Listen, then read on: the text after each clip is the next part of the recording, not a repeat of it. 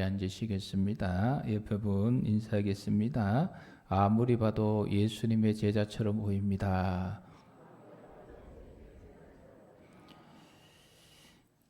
오늘 말씀을 통해서 예수님께서는 우리가 예수님의 제자가 되어서 예수님을 따라오기를 분명하게 말씀하고 계십니다. 예수님께서 나의 제자가 되어서 나를 따르라 라고 말씀하시는 이유는 무엇입니까?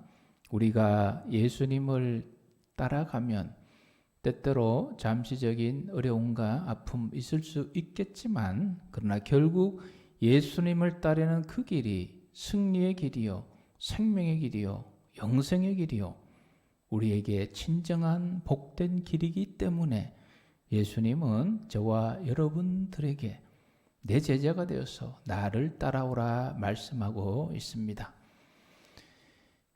여러분, 우리가 이 땅을 살아갈 때 많은 제자 스승이 있을 수가 있어요. 학문적으로나 또 예술적으로나 내가 배우고자 하는 분야에 스승을 두고 거기에 배울 수가 있어요. 그래서 사람 스승이 이 땅을 살아갈 때 세상적으로 있을 수가 있습니다. 그럼 그것은 학문적으로, 기술적으로, 예술 분야에서 내가 배우고 따르는 것이지, 영적으로 우리의 스승은 예수님 한 분이어야 해요. 그 누구도 영적으로 나의 스승이 되어서는 안 됩니다. 저의 영적 스승은 누구세요? 예수님이십니다. 여러분의 영적 스승은 누구십니까? 예수님이셔야 돼요. 저의 스승도 예수님이고 여러분의 스승도 예수님이고 저도 예수님을 따르고 여러분도 예수님을 따라야 이게 정상적인 하나님의 복된 길로 가는 아름다운 모습이에요. 절대 저를 스승 삼아서 영적으로 따라오시면 안 돼요. 큰일 나요. 오직 예수님만이 우리의 영적 스승인 줄 믿습니다. 예수님 당시에 보면 예수님을 이렇게 스승으로 모시고 따라가는 제자들 있었어요. 반대로 사람을 스승으로 모시고 따르는 사람들이 있었어요. 어떤 사람입니까? 요한복음 9장 28절 같이 읽겠습니다.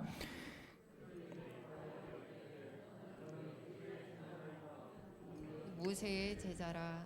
아멘. 아멘. 그들이 욕하여 이르되, 욕을 하면서 말하되 너는 그의 제자다. 너는 할 때 그의 할 때 그는 예수님이요. 너는 예수님의 제자지만 우리는 모세의 제자다. 누가 누구에게 하는 얘기입니까? 당시에 예수님께서 외식하는 신앙으로 많이 언급하셨던 유대인 그 바리새인들이 누구를 찾아와서 하는 얘기입니까?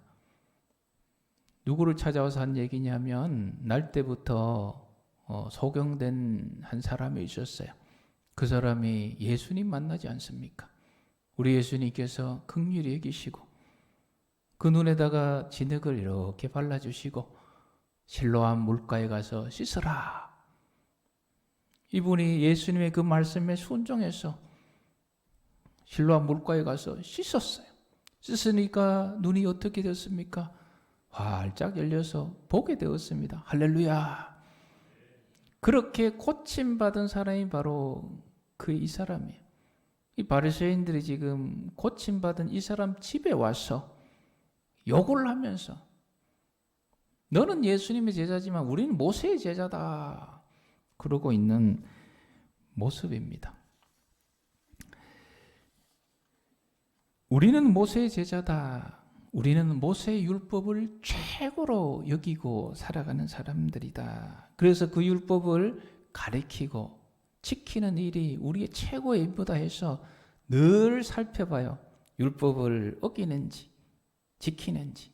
안식일에도 이렇게 살펴봅니다. 누가 혹시 안식일을 어기는 사람이 있나 없나 봤는데 제일 많이 걸려든 사람이 누구예요? 예수님이요. 예수님 수시로 그냥 안식일에 사람 고치고 하지 말라는 거 막 하시거든요.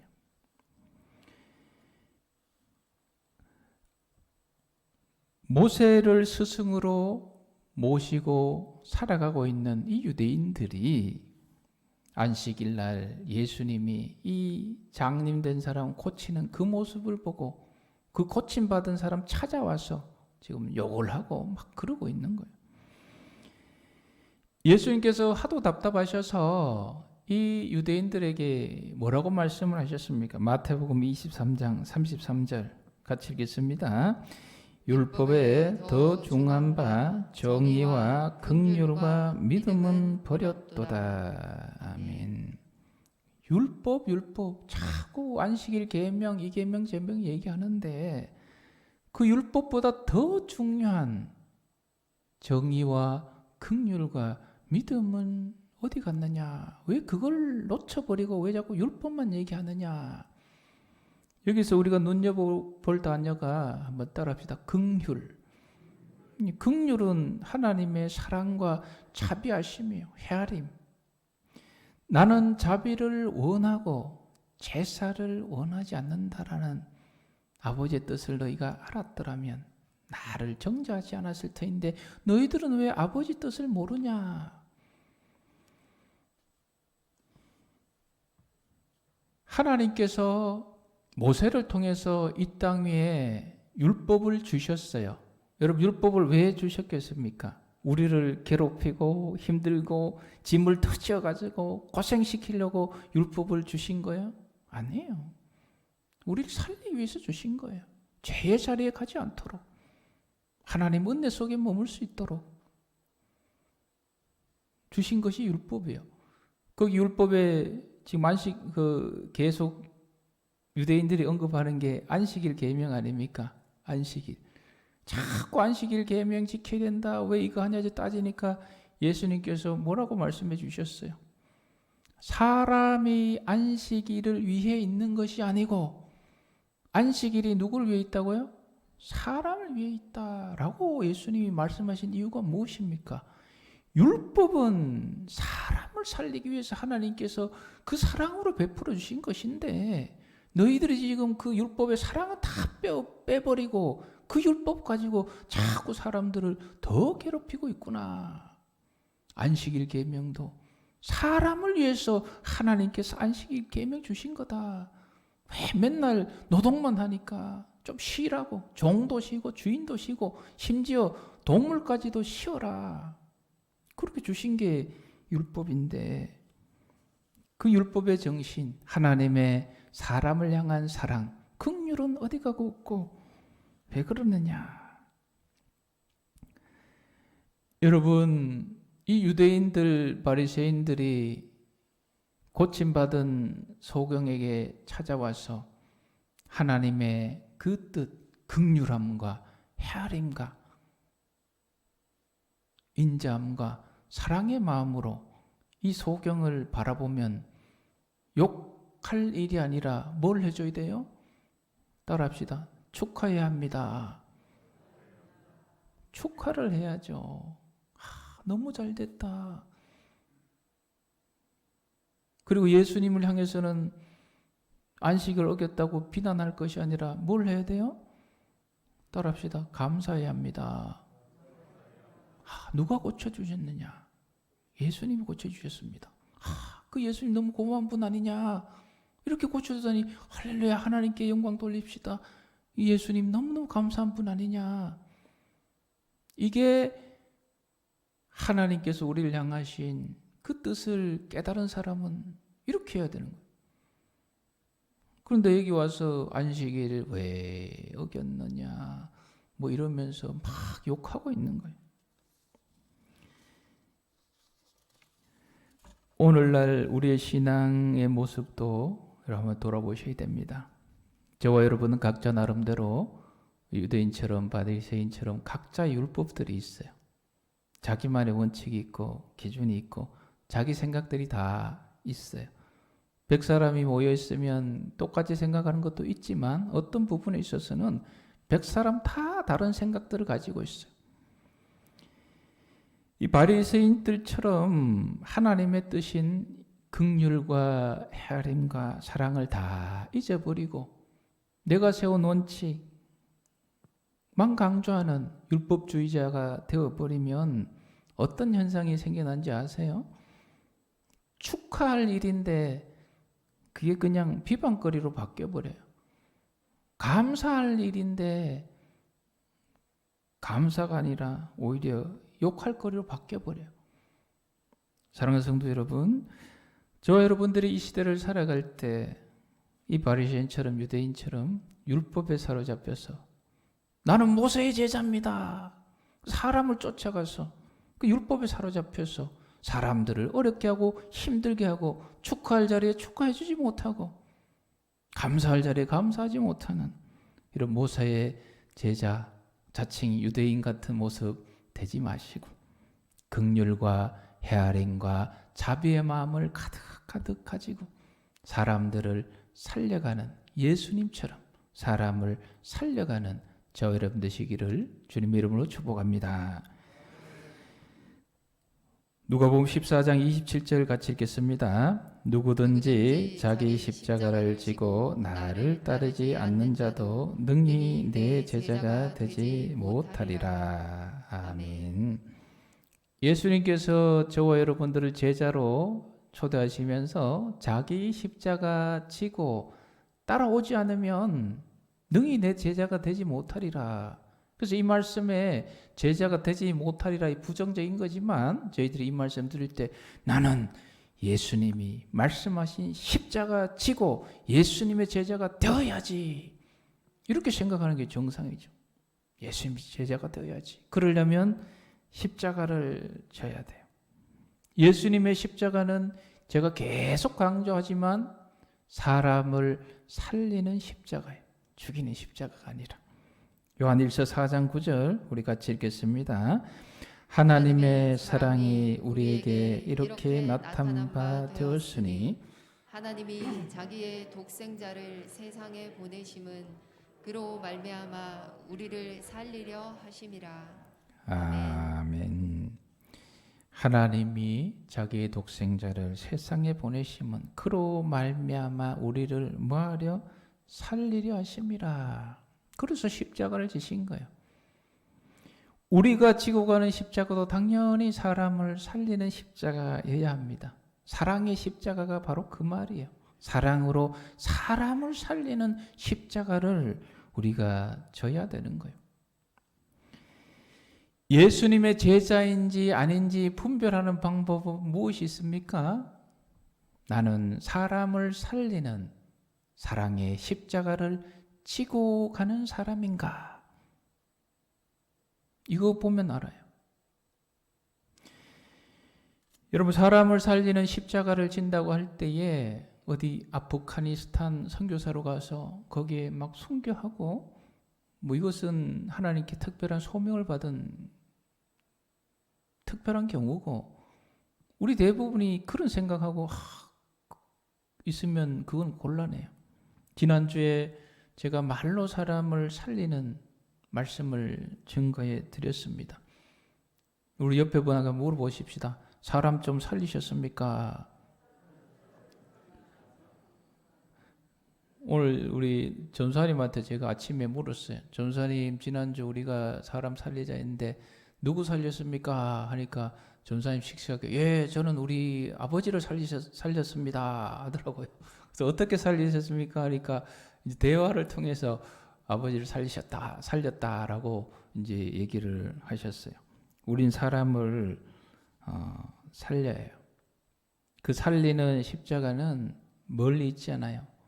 가까운데 가만히 조금만 생각해 보면 작은 일이지만 그 누군가를 살릴 수 있는 일들이 너무너무 많이 있어요. 교회에서 운영하는 카페에 가면은 지금 가방을 이렇게 판매하고 있어요. 근천에 있는 모 교회가 있어요. 거기 제가 89년도에 신학대학에 들어가서 89학번 동기라 그래요. 그 동기 중에 나이가 저보다 많으신 형님뻘 동기들이 좀 계셨어요. 89학번이 졸업하고 우리 동기들 중에 형님 동기들 중에 거의 제일 먼저 담임 목회지로 간 것이 그 근천에 있는 모 교회였어요. 그래서 저희들 축하해드리고 또 목사님도 오셔서 여러 가지 얘기를 해주시고, 근데 한 해, 두 해 가면 갈수록 이 목사님 얼굴이 원래 좀 검었는데 갈수록 더 검어지는 거예요. 머리가 까맸는데 막 허여지고. 그래서 이렇게 얘기하시는데, 이제 교인들의 그 다양한 요구를 다 응답하고 맞춰주기가 너무 힘들다고. 그 무슨 일을 해도 10명 중에 꼭 한두 분은 그게 안 좋은 분들이 있잖아요. 이제 그걸 가지고 이제 자꾸 하니 또 안 맞춰줄 수도 없고, 뭐 이러지도 못하고 저러지도 못하고, 그런 과정 속에서 이제 고민하면서 이제 스트레스가 많다. 그런들 또 어떻게 하면 그게 또 목회 또 사명이고 하니 잘 인내하며 우리가 나아가십시다. 격려해주고 이러던 차에 연락이 왔어요. 어느 날 밤 갑자기 하나님께서 이 목사님을 천국으로 데려가셨다는 거예요. 그 사모님하고 어린 자녀들이 남았어요. 그 사모님이 이제 나름대로 살아보고자 만든 게 그 가방이에요. 그래서 그 가방을 여러분들이 별것 아니지만 이렇게 사주시면 그분과 자녀들을 살아갈 수 있게 해주는 거예요. 사람을 살리는 거 너무 거창한 거 찾지 마세요. 주변에 이렇게 보면 많이 있어요.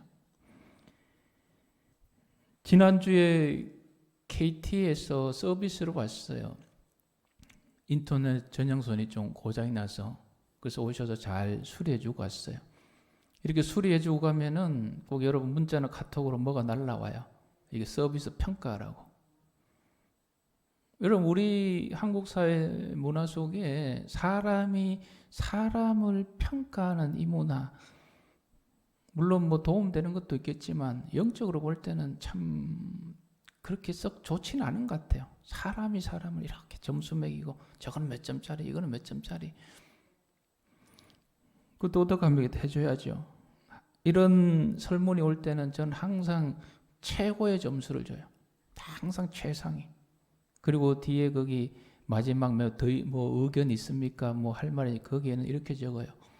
이분이 오셔서 너무 잘 고쳐주고 갔습니다. 회사에서는 수당도 많이 주시고 월급도 많이 주셔서 아마 이분 가족도 있는 것 같은데 좀 그렇게 많이 배려해 주시고 참으로 고마운 분입니다. 그렇게 해서 보내드려요.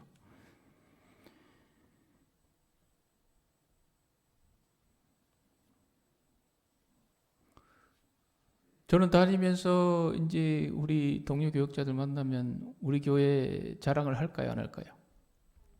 네, 우리 장로님들, 이제 원로 장로님들, 은퇴 장로님들, 또 심한 장로님들 따라합시다. 최고입니다. 네, 우리 권사님들도 최고입니다. 이게 누구를 평가하고 이런 자리에 있을 때 저는 항상 최고점을 줘. 요람이 나왔지 않습니까? 그 사진이 이렇게 나와 있는데 어떤 분이 이제 사진을 교체해 달라고 요청을 해주셨어요. 그래서 이제 준비하는 분이 우리 전사님하고 뭐 이렇게 하면서 다 교체해서 교정본도 보니까 그 교체가 돼 있었는데 막상 인쇄해서 책이 나와 보니까 이게 희한하게 그럴 경우가 있어요. 이게 사진이 교체되지 않았어요. 그러니까 우리 전사님 처음 그 원래 요람 담당하는데 얼마나 마음이 무겁겠어요. 그 담임 목사 보기에 이게 또 완벽하게 좀 해줘야 되는데 이 사진을 교체 안 해놨으니 그래가지고 하여튼 이분에게 전화를 미리 좀 해주었어요. 근데 그분이 이제 그 얘기를 듣고 아니 이 일을 왜 그따구로 하십니까? 좀 제대로 안 하시고 정신 차리세요. 이렇게 얘기하면 우리 전사님 죽이는 거예요. 근데 그렇게 얘기하지 않으셨어요. 어떻게 얘기하셨느냐? 따라합시다. 그럴 수도 있지. 예, 그럴 수도 있지요. 그 얼굴이나 이 얼굴이나 다 내 얼굴인데 하나님께서 아무래도 전의 얼굴이 더 마음에 드셨는 모양입니다. 이러니까 우리 요람당당하시는 전사님이 살아나는 거예요. 제가 과거에 그 때문에 죽은 적이 여러 번 있거든요. 그래서 우리 성도님들이 참 좋아요. 살려주잖아요. 이렇게. 우리 교회 아니고 제가 다른 교회입니다. 다른 교회. 예. 막 찾아가서 사과하라고. 담임 목사님까지 오셔서 사과하라고.